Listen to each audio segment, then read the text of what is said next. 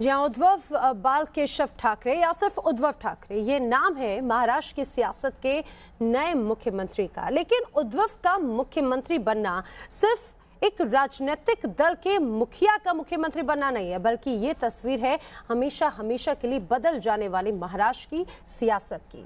ये तस्वीर है महाराष्ट्र की राजनीति में उद्धव के बहाने ठाकरे राज के आगाज की। ये तस्वीर है बाला साहेब ठाकरे के निधन के 7 सालों के बाद पूरी तरह से बदल जाने वाली शिवसेना की। ये तस्वीर है सिर्फ 7 साल में सत्ता के सहभागी से सत्ता तक पहुंचने वाले उद्धव ठाकरे की। वर्ली के और महाराष्ट्र के विषय लेके विधान भवन जाएगा और काम करते रहेगा। बहुत ही ऐतिहासिक मूवमेंट है ये शिवसेना के लिए, हम शिवसैनिकों के लिए। सच्चाई और मेहनत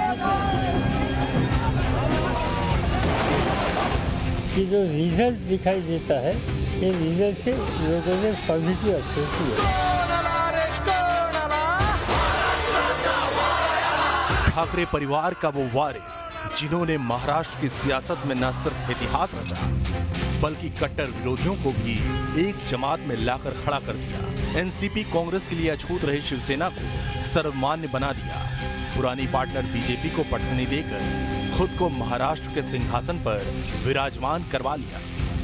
मी उद्धव बाळासाहेब ठाकरे ईश्वर शपथ घेतो की कायद्याद्वारे स्थापित झाले आहे अशा भारतीय संविधानाबद्दल ही खरी श्रद्धा व निष्ठा बाळगेन। मी भारताची सार्वभौमता व एकात्मता उन्नत राखीन। मी महाराष्ट्र राज्याचा मुख्यमंत्री म्हणून माझी कामे निष्ठापूर्वक उपयुक्त बुद्धीने पार पाडली आणि संविधान व कायदा यानुसार सर्व तऱ्हेच्या लोकांना। उद्धव के इस सियासी सफर की शुरुआत हुई थी जनवरी 2003 से, जब महाबलेश्वर में उद्धव ठाकरे को शिवसेना का कार्यकारी अध्यक्ष घोषित किया गया। इस शौकिया फोटोग्राफर ने जब सियासत में कदम रखा तो चचेरे भाई राज ठाकरे को ये रास नहीं आया। राज ठाकरे ने 9 मार्च 2006 को शिवसेना से अलग होकर महाराष्ट्र नवनिर्माण सेना यानी एमएनएस बनाकर चाचा की पार्टी को ललकारा और उत्तर भारतीयों के विरोध की बुनियाद पर अपनी राजनीति चमकानी शुरू कर दी। महाराष्ट्रासाठी, मराठी माणसासाठी, मराठी भाषेसाठी कितीही वेळा मला जेलमध्ये जायला लागलं तरी कितीही वेळा जेलमध्ये जाईल।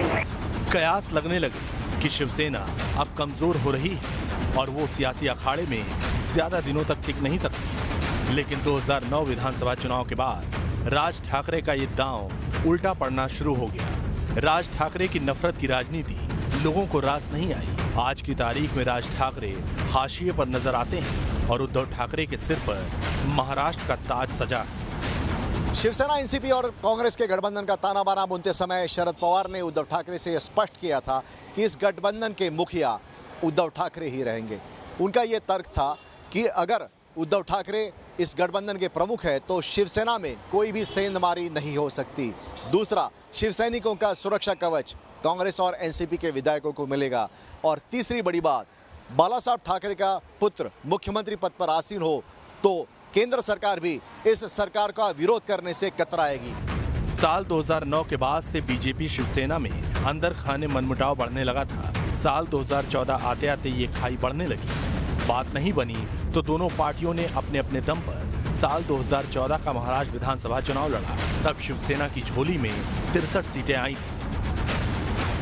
इससे उद्धव का आत्मविश्वास दोगुना हो गया और 2019 में शिवसेना ने आदित्य ठाकरे को आगे कर चुनाव लड़ा और फिर उद्धव ने राज्य में सीएम की कुर्सी शिवसेना को दिलवाने का संकल्प ले लिया कि मैं एक ना एक दिन शिवसेना का मुख्यमंत्री बनाऊंगा। ये मेरा वचन मेरे पिताजी को मैंने दिया हुआ है। लेकिन उद्धव के इस राह में बीजेपी सबसे बड़ा रोड़ा बन गई। तब उद्धव ने एक तरह से यू टर्न लिया और फिर शिवसेना की धुर विरोधी एनसीपी और कांग्रेस से हाथ मिला लिया। इसमें उद्धव के लिए किंग मेकर साबित हुए शरद पवार, जिन्होंने बीजेपी को सत्ता से दूर करने के लिए कांग्रेस को शिवसेना के साथ आने के लिए राजी किया। मुंबई से सुभाष सिरके के साथ टीम न्यूज़ नेशन।